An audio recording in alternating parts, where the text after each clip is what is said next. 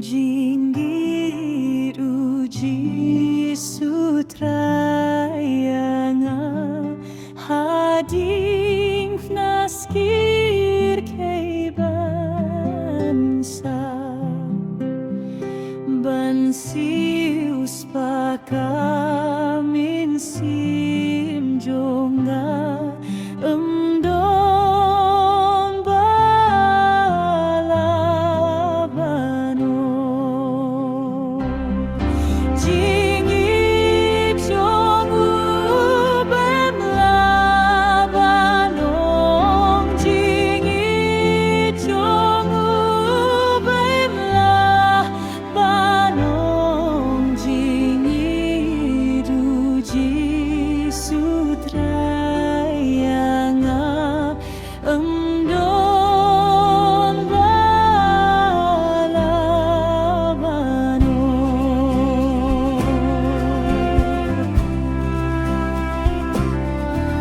jingskeo siktang baula siya baula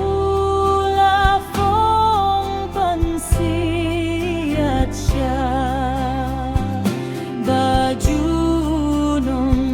junong may ngalak amdon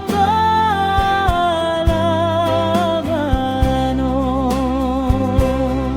jingit jongu bemlabanong jingit jongu bemlabanong jinggit uji sutrayanga amdon balabano